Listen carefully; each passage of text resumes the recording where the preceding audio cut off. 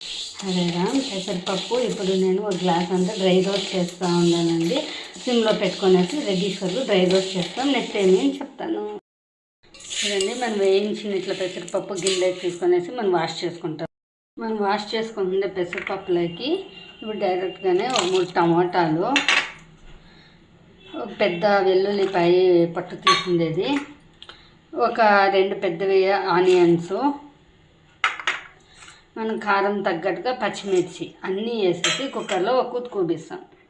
చూడండి ఇట్లంతా కుక్కర్లోకి వేసుకొనేసేసి ఒక విజిల్ చాలండి, చాలా అయితే పేస్ట్ అయిపోతుంది. చూడండి మన పప్పు అంతా బాగా మెత్తగా ఉడికిపోయేసింది. దీంట్లోకి మనము తగినంత ఉప్పు ఇప్పుడు వేసుకోవాలా, పసుపు, పచ్చి కొబ్బరి తురుము 2 స్పూన్లంతా ఇప్పుడంతా వేసుకుంటాం, బాయిల్ చేస్తాం.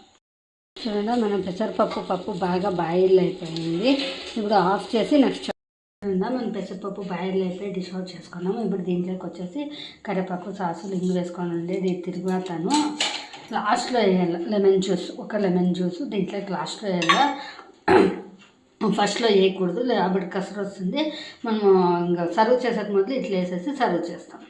మన పెసరపప్పు రెడీ అయిపోయింది. ఇది చపాతీ కానీ ఏమిటికన్నా కానీ చాలా బాగుంటుంది. మంచి తంపు ఫాస్ట్గాను చేసుకోవచ్చు. Thank you.